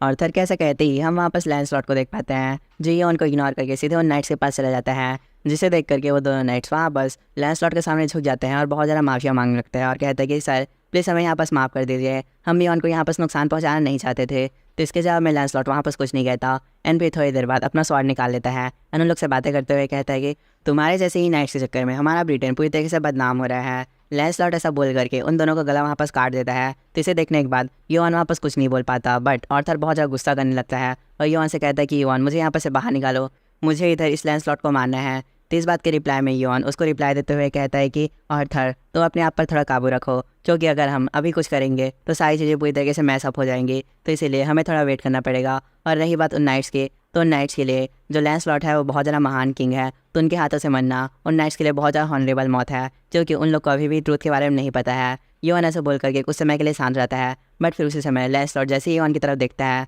तो उसकी आंखें बहुत ज़्यादा ग्लो करने लगती है। और जैसे ही योन उसकी आंखों को देखता है, योन अपने मन में कहता है कि ये जो आंखें हैं वो द ऑर्डर गॉड की आंखें हैं। योन कैसे कहते ही वहाँ पर उसके पास एक नोटिफिकेशन आता है जिसमें उसे बताया जाता है कि आपका जो एग है वो अपना टीथ निकाल रहा है। तो इस नोटिफिकेशन को देखने के बाद योन वहाँ पर कुछ नहीं कहता, बट फिर उसी समय लैंसलॉट योन से बात करते हुए कहता है कि प्लेयर मुझे यहाँ पर माफ़ कर देना, क्योंकि मेरे किंगडम के कुछ नाइट्स पूरी तरह से पागल हो गए हैं, वो किसी भी प्लेयर के ऊपर अटैक कर देते हैं, तो इसलिए तुम इस बात को माइंड मत करना। एंड बाय द वे मैं लैंसलॉट हूँ, इस ब्रिटेन किंगडम का किंग। तो इस बात को सुनने के बाद योन उसको कुछ रिप्लाई नहीं देता एंड फिर दोबारा से लैंसलॉट अपनी बात को कंटिन्यू करते हुए कहता है कि प्लेयर अगर तुम चाहते हो तो मैं तुम्हें अपॉलॉजी के रूप में एक डिनर का ऑफर दे रहा हूँ, तो तुम कब मेरे साथ डिनर करना चाहोगे? तो इसके रिप्लाई में योन उसे थोड़ा कोल्ड आवाज़ में कह देता है कि मुझे इससे कोई फ़र्क नहीं पड़ता कि तुम मुझे कब बुलाओ डिनर करने के लिए, मैं हमेशा रेडी हूँ, अगर तुम चाहो तो तुम मुझे कल भी बुला सकते हो। ये बोल कर कि योन वहाँ पर से चला जाता है। तो इसे नोटिस करने के बाद लैंसलॉट वहाँ पर कुछ नहीं बोलता एंड योन के जानने के बाद वो अपने मन में अपने आप से बातें करते हुए कहता है कि सही में मैंने यहाँ पर बहुत बड़ी मिस्टेक कर दी है,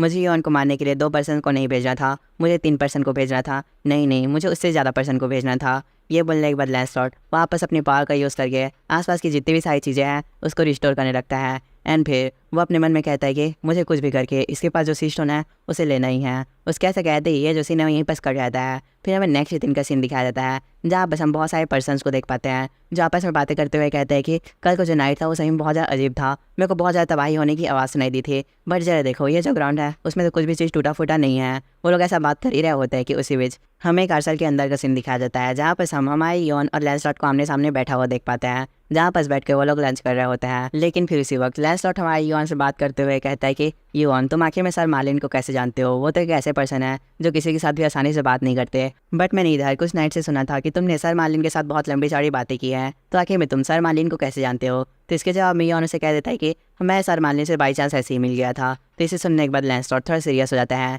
एंड फिर योन से आगे बात करते हुए कहता है कि योन तो चलो अब हम फालतू की बातों को छोड़ते हैं, हम सीरियस मैटर पे आते हैं। वो ऐसा बोलने के बाद अपनी बहुत ज़्यादा पावर को रिलीज़ करने लगता है, जिस वजह से रूम के अंदर पूरी तरीके से माना फैल जाती है। तो इसे देख करके योन अपने मन में कहता है कि जरा देखो ये कितने ज़्यादा बेकार ट्रिक का यूज़ कर रहा है, इसने अपनी पूरी माना को इस रूम के अंदर फैला दिया है, जिस वजह से मैं अब इस रूम के अंदर अपने प्लेयर किट को समन नहीं कर पाऊंगा और ना ही यूज़ कर पाऊंगा। योन इन सारी बातों को सोच ही रहा होता है कि उसी बीच लैंसलॉट योन से बात करते हुए कहता है कि योन मैंने सुना था कि तुमने सी स्टोन को ऑब्टेन किया है एंड मेरे ख्याल से ये जो न्यूज़ है वो पूरी तरीके से कंफर्म है, तो मैं बस तुमसे यहाँ पर ये चाहता हूँ कि तुम मुझे इस स्टोन को दे दो। तो इसके रिप्लाई में योन उसे कह देता है कि क्या तुम्हें इस स्टोन पोसाइडन के लिए चाहिए। लेकिन फिर इसे सुनकर के लैंसलॉट थोड़ा गुस्सा हो जाता है एंड योन को रिप्लाई देते हुए कहता है कि आखिर में तुम उस बास्टर्ड का नेम कैसे ले सकते हो, एंड हाँ मुझे इस स्टोन मेरे लिए चाहिए, उस बास्टर्ड के लिए नहीं चाहिए। ये बोलने के बाद लैंसलॉट कुछ समय के लिए शांत रहता है एंड फिर दोबारा से अपनी बात को कंटिन्यू करते हुए कहता है कि योन अगर मैं सही बोलूँ तो मेरा ओरिजिनल प्लान ये था कि मैं तुमसे ये सी स्टोन फोर्सफुली ले लूँगा। मैंने सोचा था कि जब तुम इस फ्लोर के अंदर आओगे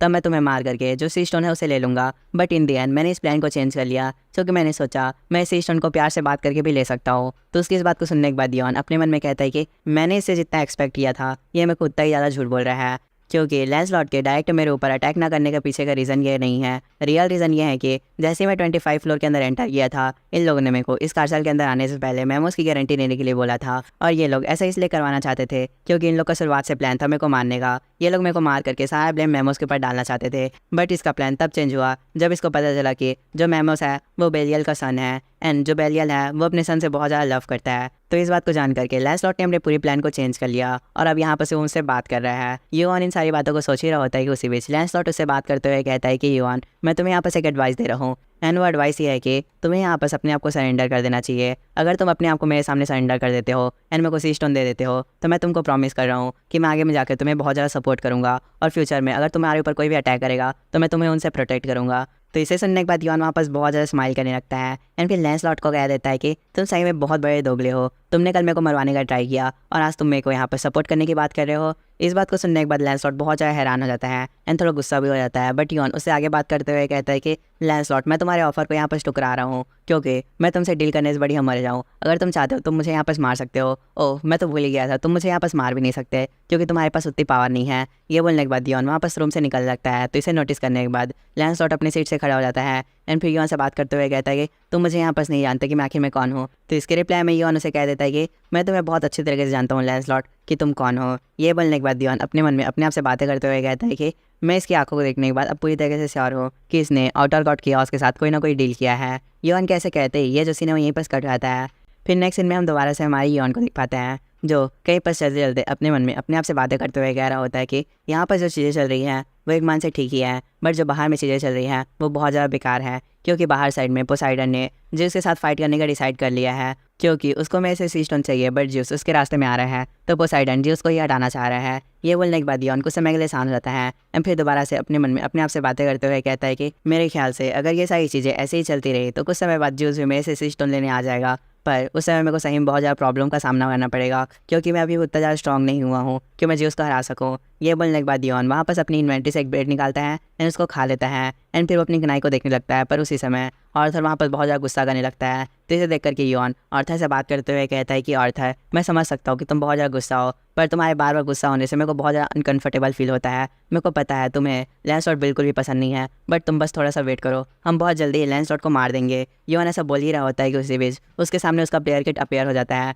जहाँ पर मार्लिन उसे मैसेज करते हुए कह रहा होता है कि योन कल के लिए रेडी रहना क्योंकि कल का दिन बहुत ज़्यादा इंपॉर्टेंट होने वाला है। तो इसे देखने के बाद योन बहुत ज़्यादा सीरियस हो जाता है एंड फिर इसी के साथ ये जो सीन है वो यहीं पर कट हो जाता है। फिर नेक्स्ट सीन में हमें दूसरे दिन का सीन दिखाया जाता है जहाँ पर हम कैमलॉट के राउंड ऑफ टेबल की मीटिंग लोकेशन को देख पाते हैं। वहाँ पर बहुत सारे लोग एक गोल टेबल के सामने बैठे रहते हैं एंड आपस में बात कर रहे होते हैं। वहाँ पर हमें हमारी योन को भी दिखाया जाता है जो मार्लिन के बगल में बैठा रहता है। तो उसे देखने के बाद बहुत सारे राउंड ऑफ टेबल के मेंबर आपस में बातें करते हुए कहते हैं कि हाकिम ये आउटसाइडर यहाँ पर कर क्या रहा है। उन दोनों पर्सन कैसे कहते ही हम वापस और दो पर्सन को देख पाते हैं जिनमें से एक पर्सन राउंड ऑफ टेबल का फर्स्ट नाइट रहता है एंड इसका नेम ग्वेन है, एंड जो सेकंड पर्सन है उसका हमें रैंक तो नहीं बताया जाता, बस इसका नाम जीडक है।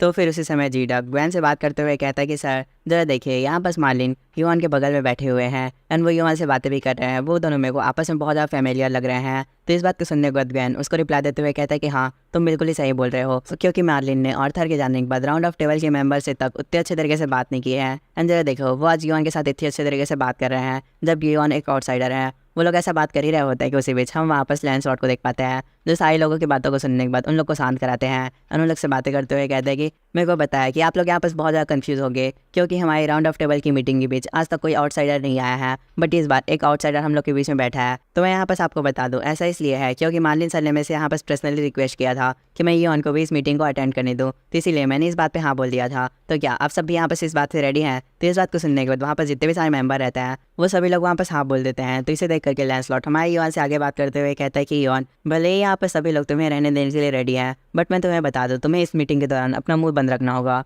क्योंकि तुम एक आउटसाइडर हो और आउटसाइडर को हमारी सीट के पीछे की इंपॉर्टेंस नहीं पता होगी। तो इसके जवाब में योन वहाँ पर एक बगल वाली सीट को पकड़ता है एंड कहता है कि मुझे बहुत अच्छे तरीके से पता है कि इस बेकार सीट की इंपॉर्टेंस क्या है, एंड मेरे ख्याल से जो सीट मैंने पकड़ा है वो ओलियट का सीट है ना। तो इस बात को सुनने के बाद वहाँ पर जितने भी सारे नाइट रहते हैं वो लोग बहुत ज़्यादा गुस्सा करने लगते हैं। एंड फिर कुछ नाइट्स लैंसलॉट से बात करते हुए कहते हैं कि योर मैजेस्टी प्लीज़ आप यहाँ पर हमें एक बस ऑर्डर दीजिए, हम इस बंदे को यहाँ पर मार देंगे। तो उसकी इस बात के जवाब में योन उन लोग से बात करते हुए कहता है कि तुम लोग सही में पूरी तरीके से अंधे हो गए हो, तुम लोग को सच्चाई दिख भी नहीं रही है। तो इन सारी बातों को सुनने के बाद नाइट्स और भी बहुत ज़्यादा गुस्सा करने लगता है। तो इस चीज़ को नोटिस करके लैंसलॉट सारे नाइट्स को शांत करा देता है एंड फिर योन से बात करते हुए कहता है कि योन आखिर तुम यहाँ पर करने क्या आए हो। जिसके जवाब में योन उसे कह देता है कि अगर मैं सही बोलूँ तो मैं यहाँ पर तुम्हारे क्राइम के बारे में सभी लोगों को बताने आया हूँ एंड तुम्हारे सारे क्राइम्स का तुम्हें पनिशमेंट देने आया हूँ। ये बोलने के बाद योन अपनी सीट से खड़ा हो जाता है एंड फिर दरवाजे की तरफ चल कर जाने लगता है और फिर सारे नाइट से बात करते हुए कहता है कि वैसे मैं यहाँ पर अकेला नहीं हूँ जो तुमसे मिलने आया है, मेरा एक और फ्रेंड है जो तुमसे यहाँ पर मिलना चाहता है। योन कैसे कहते ही हम वहाँ पर एक पर्सन को देख पाते हैं जिसके अंदर से बहुत ज़्यादा खतरनाक ऑरा निकल रही होती है।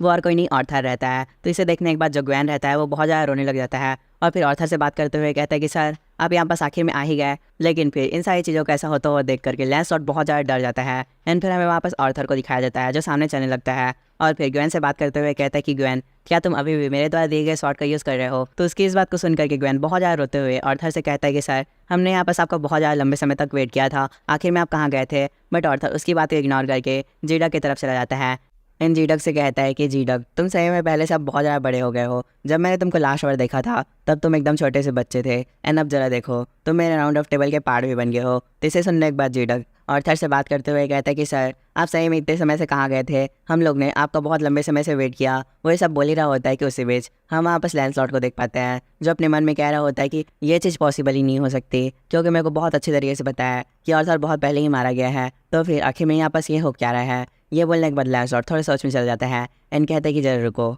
अब मेरे को याद आया जब योन यहाँ पास पहली बार आया था तब उसके साथ एक डिवन भी था। ये बोल करके लैंसलॉट सभी लोग को जोर से चिल्लाकर बोलने लगता है कि तुम लोग यहाँ पर जिसे रियल ऑर्थर समझ रहे हो वो रियल ऑर्थर नहीं है। जरा याद करो जब योन यहाँ पास पहली बार आया था तब उसके साथ एक डिवन भी था जो कि बेलियल का सन है एंड बेलियल डोपलगैंगर का किंग है। तो इस हिसाब से ये फेक भी हो सकता है। तो इस बात को सुनने के बाद साइनाइट बहुत ज़्यादा गुस्सा हो जाते हैं एंड सेम टाइम पर बहुत ज़्यादा कंफ्यूज भी रहते हैं। तो फिर वो लोग आपस में बातें करते हुए कहते हैं कि आखिर यहाँ पर योन सच बोल रहा है या फिर हमारे किंग यहाँ पर सही बोल रहे हैं। उनकी इन सब बातों को सुनने के बाद लैंसलॉट अपना स्वॉर्ड बाहर निकाल लेता है और कहता है कि ठीक है, अगर तुम लोग को मेरे पर विश्वास नहीं है तो मैं अपना जो बात है उसको प्रूव करके दिखाऊंगा। ये बोल करके वो ऑर्थर की तरफ अटैक कर देता है बट उसी बीच वहाँ पर मार्लिन आ जाता है और उसके अटैक को रोक लेता है। लेकिन फिर हमें उसके पीछे ऑर्थर को दिखाया जाता है जिसका चेहरा पूरी तरह से चेंज होने लगता है एंड फिर वो मार्लिन से बात करते हुए कहता है कि ग्रैंडपा अगर आप यहाँ पर जल्दी नहीं आते तो सही में मैं यहाँ पास मारा ही जाता। तो इस चीज़ को देखने के बाद वहाँ पर जितने भी सारे नाइट रहते हैं वो लोग लिटरली बहुत ही ज़्यादा गुस्सा करने लगते हैं। तो इस चीज़ को देख करके मैमोस उन लोग से बात करते हुए कहता है कि तुम लोग को अगर गुस्सा करना है तो उसके लिए तुम थोड़ा रुक जाओ, हमारे पास तुम्हारे लिए कुछ चीज़ है, तुम उसे देख लो, उसके बाद तुम्हें जितना कुछ बोलना है तुम बोल सकते हो। ये बोलने के बाद वो हमारे योन की तरफ इशारा कर देता है। तो योन वापस अपनी कनाई का यूज़ करके ऑर्थर को वहाँ पर समन कर देता है एंड वो जैसे ही वहाँ पर समन होता है ऑर्थर तुरंत ही लैंसलॉट के पास चला जाता है एंड उससे बातें करते हुए कहता है कि लैंसलॉट क्या तुमने मुझे पहचाना कि आखिर मैं कौन हूँ। भले ही मैं बहुत लंबे समय पहले मर गया हूँ बट मेरे ख्याल से तुम मेरे एनर्जी को तो भूल नहीं सकते। तो इस बात को सुनने के बाद लैंसलॉट बहुत ज़्यादा शौक हो जाता है एंड अपने मन में अपने आप से बातें करते हुए कहता है कि भले ही यहाँ पर इस पर्सन की फेस और बॉडी ऑर्थर से पूरी डिफरेंट है बट इसकी एनर्जी और इसकी presence same to same author है, तो इसमें कोई डाउट नहीं कि ये ऑर्थर है। वैसा बोल करके सामने देखने लगता है। तो ऑर्थर उससे बात करते हुए कहता है कि लैंसलॉट मेरे पास इधर तुम्हारे लिए एक क्वेश्चन है एंड वो क्वेश्चन ये है कि आखिर में तुमने मैमोस के ऊपर अटैक क्यों किया। तो इस बात को सुन करके लैंसलॉट कुछ नहीं बोल पाता। तो इसे देख करके ऑर्थर लैंसलॉट के ऊपर बहुत ज़्यादा गुस्सा करने लगता है। तो फिर लैंसलॉट उसको रिप्लाई देते हुए कहता है कि मुझे पता था कि तुम बहुत पहले से मारे जा चुके हो, तो फिर इसीलिए मैं उस पर्सन को पनिश करना चाहता था जिसने हमसे यहाँ पर झूठ बोला और हमारी फीलिंग के साथ खेला। तो इसके जवाब में ऑर्थर उससे बात करते हुए कहता है कि लैंसलॉट तुम्हारी यहाँ पर किसी दूसरे बंदे को फेक बोलने की हिम्मत कैसे हुई जबकि तुम खुद सबसे बड़े फेक पर्सन हो। ये बोलने के बाद ऑर्थर योन की तरफ हाथ करता है तो योन उसकी स्वॉर्ड से उसको एक रिंग निकाल कर दे देता है। तो इस रिंग को पकड़ करके ऑर्थर लैंसलॉट से बातें करते हुए कहता है कि लैंसलॉट इस रिंग को जरा ध्यान से देखो, ये रिंग पहले सिंबलाइज करती थी मेरे सक्सेसर को कि आखिर में मेरा सक्सेसर कौन बनेगा और इस किंगडम के ऊपर मेरे बाद कौन राज करेगा। एंड ये जो रिंग है वो इस वर्ल्ड में बस 2 ही है, एक मेरे बेटे के पास थी एंड मेरे पास है। ये बोलने के बाद ऑर्थर बहुत ज़्यादा खून के आंसू रोने लगता है एंड फिर लैंसलॉट से बातें करते हुए कहता है कि लैंसलॉट, तुमने यहाँ पर जितने हुए सारे नाइट हैं उन सबको बोला था कि मैंने ये रिंग तुमको दी थी, बट मैंने ये रिंग तुमको कभी नहीं दी थी, क्योंकि ये रिंग हमेशा से मेरे शॉट के पीछे लगी हुई थी। तो आखिर में तुम्हें सेकंड रिंग कहाँ मिली, और जो मेरा सन है वो अभी कहाँ पर है।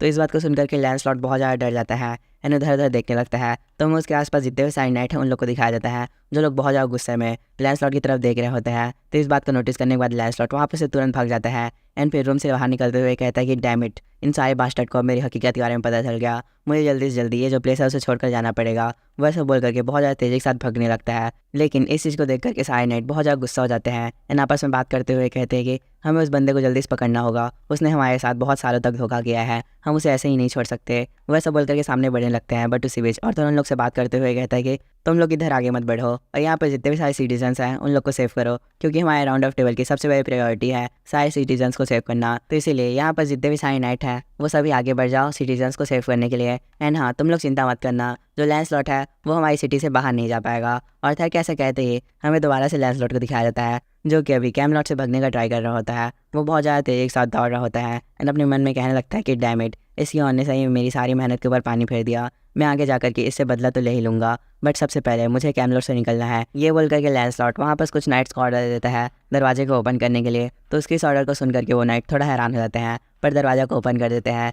तो इसे देख करके लैंसलॉट तुरंत ही उस गेट से बाहर जाने का ट्राई करता है, बट वो जैसे ही उस गेट के पास जाता है वो उससे बाहर नहीं जा पाता, क्योंकि उसके ऊपर एक बैरियर लग जाता है, जिस वजह से लैंसलॉट थोड़ा पीछे होकर गिर जाता है। तो इस चीज़ को देखने के बाद वो अपने मन में कहता है कि डैम इट, उस बास्टर्ड मार्लिन ने यहाँ पर अपनी मैजिक का यूज़ कर दिया। वो ये सब बोल ही रहा होता है कि उसी बीच उसके ऊपर बहुत सारी चैनें आकर बनने लग जाती हैं एंड फिर जैसे ही वो सारी चैनों में बन जाता है, हम उसके सामने मार्लिन को दिखाया जाता है, जो वहाँ पर उससे बात करते हुए कहता है कि लैंसलॉट, तुमने सही में यहाँ पर बहुत बड़ी बड़ी गलतियाँ की हैं, जिनकी माफ़ी तो तुम्हें यहाँ पर कोई नहीं दे सकता, बट मैं तुमसे यहाँ पर बस एक ही क्वेश्चन पूछना चाहता हूँ। एंड वो क्वेश्चन ये है कि आखिर में तुमने ये सब क्यों किया। तो इस बात को सुनने के बाद लैंसलॉट शुरुआत में तो कुछ नहीं कहता एंड फिर वो बहुत ज़्यादा डेविल की तरह हंसने लगता है। एंड फिर उसी समय हमें लैंसलॉट का चेहरा दिखाया जाता है, जो पूरी तरीके से एक डीमन के रूप में परिवर्तित होने लगता है। एंड फिर वो आसपास के सारे चैनल को तोड़ देता है एंड ज़मीन को भी तोड़ देता है। एंड फिर मार्लिन से बात करते हुए कहता है कि मैंने ये सब किंग बनने के लिए किया। तो फिर इसे सुनने के बाद मार्लिन अपने मन में अपने आप से बातें करते हुए कहता है कि योन यहाँ पर एक ब्रॉर सही है, उसने मेरे को जैसा बोला था कि लैंसलॉट के अंदर कोई दूसरा ही जीव है जो उसको कंट्रोल कर रहा है, एंड इसको जो बात है वो पूरी तरीके से सही है, क्योंकि भले ही मुझे एक डीमन की तरह दिख रहा हो, बट इसकी जो माना है वो डीमन से बहुत ज़्यादा अलग है। तो इस हिसाब से ये डीमन नहीं हो सकता, ये कोई दूसरा ही क्रिएचर है। एंड शायद तक इसी की एनर्जी के कारण लैंसलॉट ने आर्थर को धोखा दिया। मार्लिन इन सारी बातों को बोल ही रहा होता है कि उसी बीच लैंसलॉट उसके ऊपर एक अटैक कर देता है। तो इसे देखने के बाद मार्लिन वहाँ पर अपनी स्किल का यूज़ करता है एंड थोड़ा सा बैरियर बना देता है। तो हमें दिखाया जाता है जैसे ही वो अटैक हमारे मार्लिन के बैरियर पर पड़ता है, वहाँ पर लिटरली एक बहुत ही बड़ा धमाका होता है। इस चीज़ से आसपास की जो सारी ज़मीनें हैं वो भी टूटने लगती हैं। तो इसे देख करके मार्लिन लैंसलॉट से बात करते हुए कहता है कि लैंसलॉट, तुम्हें यहाँ पर रुक जाना चाहिए, क्योंकि अगर तुम यहाँ पर नहीं रुके तो हमारा जो सिटी है वो पूरी तरीके से डिस्ट्रॉय हो जाएगा। तो इसके जवाब में लैंसलॉट से कह देता है कि ओए विज़ार्ड, मुझे अब इन सारी बातों से फ़र्क नहीं पड़ता, क्योंकि जो सिटी मेरा नहीं हो सकता मैं उसे यहाँ पर किसी और को होने नहीं दूंगा। ये बोलने के बाद लैंसलॉट अपनी पावर को बढ़ाने लगता है और अपनी फुल पावर के साथ मार्लिन के ऊपर एक अटैक कर देता है। लेकिन फिर इसी समय वहाँ पर हमारे योन और आर्थर आ जाते हैं। तो इसे देखने के बाद लैंसलॉट अपने अटैक को रोक लेता है एंड फिर उसी बीच आर्थर लैंसलॉट से बात करते हुए कहता है कि लैंसलॉट, आज मैं तुम्हें तुम्हारे द्वारा किए गए सारे क्राइम की पनिशमेंट दे दूंगा, तो इसके लिए तुम तैयार रहो। ये बोलने के बाद आर्थर लैंसलॉट की तरफ अटैक कर देता है। फिर उस समय हमारे योन भी लैंसलॉट की तरफ अटैक कर देता है, बट लैंसलॉट उन दोनों के अटैक को ब्लॉक कर देता है एंड उनसे बातें करते हुए कहता है कि तुम लोग यहाँ पर कुछ भी कर लो, तुम लोग मुझे यहाँ पर नहीं मार सकते, क्योंकि मैं सबसे ज़्यादा पावरफुल हूँ। तो फिर इसे सुनकर के योन लैंसलॉट को रिप्लाई देते हुए कहता है कि लैंसलॉट, अब तुमने ऐसा बोल ही दिया है तो चलो हम इसे आजमा ही लेते हैं। योन ऐसा बोल करके अपनी कनाई को एक्टिवेट करके हेल्थ समनिंग स्किल का यूज़ करने लगता है, जिस वजह से लैंसलॉट के आसपास बहुत ज़्यादा डार्क माना आने लगता है। एंड जैसे ही सारे डार्क माना लैंसलॉट को टच होता है, लैंसलॉट धीरे धीरे करके किसी और ही प्लेस में टेलीपोर्ट होने लगता है। इसे देखने के बाद लैंसलॉट बहुत ज़्यादा हैरान हो जाता है एंड फिर लैंसलॉट जैसे ही किसी दूसरे प्लेस में टेलीपोर्ट होता है, उसके पास किसी क्रिएचर का आवाज़ सुनाई देता है, जिससे बोल रहा होता है कि लैंसलॉट, तुम तो बिल्कुल मेरे ही जैसे हो, ऐसा लग रहा है कि तुम मेरे ही फ्रेगनेंट के पार्ट हो। तो इसके सुनने के बाद लैंसलॉट उसको रिप्लाई देते हुए कहता है कि आखिर में तुम कौन हो, क्या तुम कोई प्लेयर हो। तो इसके रिप्लाई में वो क्रिएचर कहता है कि लैंसलॉट, जरा अपने आप को देखो, तुम यहाँ पर बहुत ज़्यादा डर रहे हो एंड जो तुम्हारा डर है वो मुझे और भी ज़्यादा एक्साइटेड कर रहा है। तो इसके जवाब में लैंसलॉट से कह देता है कि मैं एक हाई रैंकर हूँ एंड एक हाई रैंकर किसी से भी नहीं डरता। तो फिर इसे सुन करके वो क्रिएचर रिप्लाई देते हुए कहता है कि लैंसलॉट, तुमने यहाँ पर बहुत ज़्यादा झूठ बोल लिया, अब तो तुम बस करो। बट एनीवे, अब इन सारी बातों से कोई फ़र्क नहीं पड़ता, क्योंकि तुम्हारी बॉडी एंड सोल कुछ देर में मेरे द्वारा कंज्यूम कर दी जाएगी। तो इस बात को सुनने के बाद लैंसलॉट बहुत ज़्यादा हैरान हो जाते हैं। लेकिन फिर उसी वक्त हम वहाँ पर हमारे यॉन को देख पाते हैं, जिसके पास 2 नोटिफिकेशन आ रहते हैं। जिसके पहले नोटिफिकेशन बताया जाता है कि आपका जो एग है वो यहाँ पर अपने दांत को रिवील कर रहा है एंड वो धीरे धीरे करके लैंसलॉट को कंज्यूम कर रहा है। तो इस नोटिफिकेशन को देखने के बाद यॉन वापस कुछ नहीं बोलता, बट उसके बाद हम दोबारा से लैंसलॉट को देख पाते हैं जो बहुत ज़्यादा रोने लगता है और कहता है कि प्लीज़ मुझे यहाँ पर कोई बचाओ। तो इसके रिप्लाई में मार्लिन लैंसलॉट से बातें करते हुए कहता है कि लैंसलॉट तुम इसी के हकदार हो, तुमने हमारे आर्थर सर को धोखा दिया और उनके जो चाइल्ड हैं उनको ही मार दिया, तो तुम्हारे साथ ऐसा ही होना चाहिए। तो इसकी इन सारी बातों को सुनने के बाद आर्थर थोड़ा इमोशनल हो जाता है एंड फिर वो लैंसलॉट से बात करते हुए कहता है कि लैंसलॉट हाँ तुम्हारे साथ ऐसा ही होना चाहिए। वो लोग ऐसा बोल करके लैंसलॉट की तरफ देखने लगते हैं। तो लैंसलॉट वापस धीरे धीरे करके पूरी तरीके से गायब होने लगता है एंड जो एग है वो फाइनली लैंसलॉट को पूरी तरीके से कंज्यूम कर लेता है। बट इसी वक्त यॉन के पास एक नोटिफिकेशन आता है जिसमें से बताया जाता है कि आपने अपने एग के जरिए लैंसलॉट की ग्रीडीनेस को पूरी तरीके से ख़त्म कर दिया है। तो इस चीज़ को देखने के बाद यॉन वापस कुछ नहीं बोल पाता, बट उसी वक्त उसके पास और भी बहुत सारे नोटिफिकेशन आने लगते हैं जिनमें बेसिकली यॉन को यहाँ पास बहुत सारे रिवॉर्ड मिल रहे होते हैं। तो इन सारे नोटिफिकेशन को देखने के बाद यॉन अपने मन में अपने आप से बातें करते हुए कहता है कि आखिर में मुझे लैंसलॉट को मारने के बदले में यहाँ पास रिवॉर्ड क्यों मिल रहा है, वो तो कोई बॉस मास्टर नहीं है। ये बोलने के बाद यॉन थोड़ा कन्फ्यूज हो जाता है, लेकिन फिर इसी समय वो अपने सामने में एक विंडो खोल लेता है जहाँ पास वो अपने एग का इन्फॉर्मेशन चेक करने लगता है। तो वहाँ पास वो देख पाता है कि उसके एग का हैचिंग रेट ऑलमोस्ट 70% हो गया है। तो उसे देखने के बाद वो अपने मन में कहता है कि चल देखो मेरे एग का हैचिंग रेट ऑलमोस्ट अब 70% हो गया है, ये पिछली बार से भी बहुत ज़्यादा अमाउंट में बढ़ा है। मेरे ख्याल से मेरा एग जितने ज़्यादा पावरफुल अपोनेंट को खाएगा ये उतने ही जल्दी ही अपना लेवल अप करेगा। ये बोलने के बाद यॉन को समय के लिए शांत रहता है।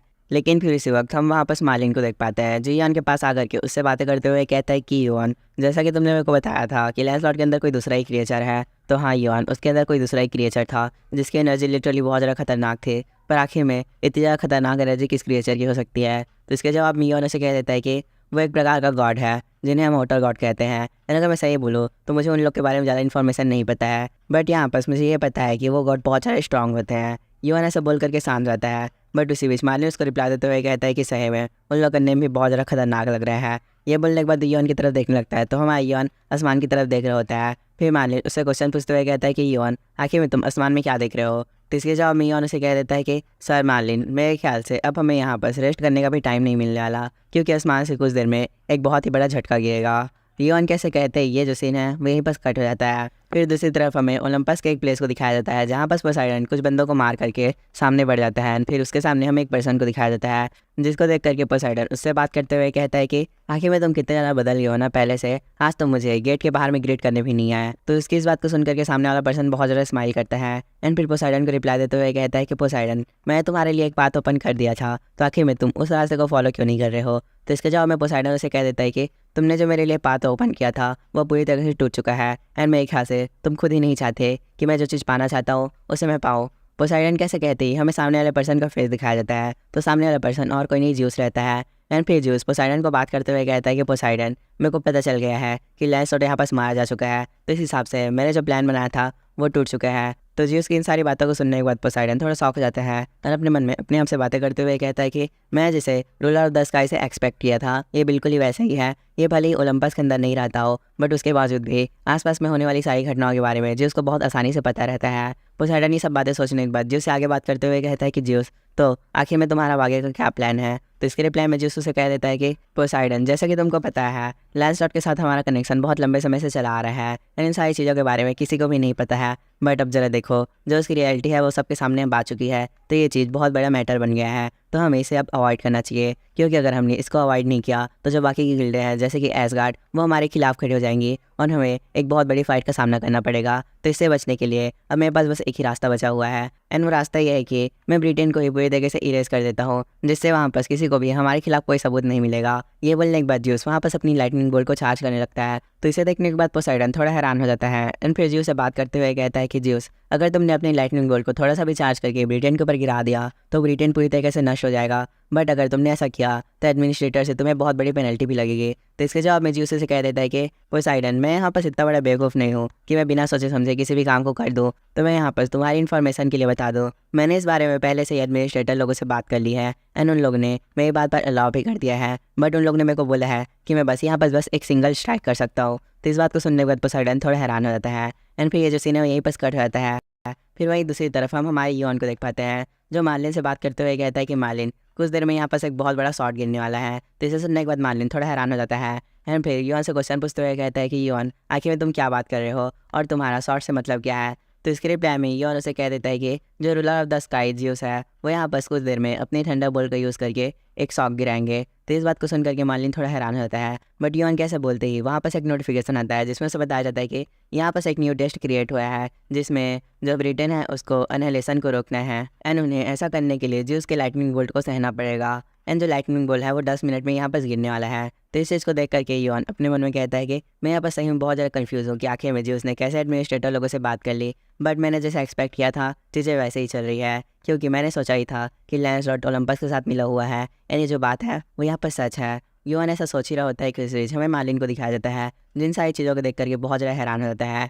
एंड फिर युआन से बात करते हुए कहता है कि युआन मेरे ख्याल से जियोस इतना बड़ा तो बेवकूफ़ नहीं होगा कि वो बिना कुछ सोचे समझे हमारे ब्रिटेन के ऊपर लाइटनिंग बोल्ट गिरा दे, क्योंकि उसने भले ही एडमिनिस्ट्रेटर लोगों से परमिशन ले ली हो बट इसके बावजूद भी उसके ऊपर लिटरली बहुत ही बड़ी पेनल्टी लगने वाली है इसके बाद। तो इसके रिप्लाई में युआन उसे कह देता है कि हाँ तुम सही बोल रहे हो, बट मेरे ख्याल से अगर उसने यहाँ पर लाइटनिंग बोल्ट नहीं गिराए तो उसके लिए यहाँ पर और बहुत ज़्यादा खतरा बढ़ जाएगा, क्योंकि कुछ देर में एसगार्ड के लोग यहाँ पर आकर के इन्वेस्टिगेशन करना स्टार्ट कर देंगे। एंड मैं यहाँ पर श्योर हूँ कि अगर उन लोग ने यहाँ पर इन्वेस्टिगेशन की तो उन लोग को ओलंपस के खिलाफ कुछ ना कुछ सबूत तो मिलेगा ही मिलेगा। तो शायद तक किसी बात से जो ओलंपस है वो पूरी तरीके से डर गया है एंड ये जो अपना स्टेप है उसे ले रहा है। एंड मेरे ख्याल से उन लोग का स्टेप सही भी है, वो लोग अपने आप को बचाने के लिए छोटी मोटी कुर्बानियाँ तो दे ही सकते हैं। तो इसके रिप्लाई में मार्लिन उसे कह देता है कि हाँ तुम सही बोल रहे हो युआन। मार्लिन ऐसा बोल करके अपनी एक स्किल को एक्टिवेट कर देता है जिस वजह से ब्रिटेन के ऊपर पूरी तरीके से बहुत बड़ी बड़ी शील्डें बनने लग जाती हैं। एंड फिर एक नोटिफिकेशन के थ्रू बताया जाता है कि मार्लिन यहाँ बस ब्रिटेन को प्रोटेक्ट कर रहा है। तो इसे देखने के बाद युआन अपने मन में कहने लगता है कि भले ही मार्लिन की स्किल लिटरली बहुत ज़्यादा अमेजिंग है बट इसके बावजूद भी ये स्किल जो उसके थंडर बोल्ट को इधर नहीं रोक पाएगी।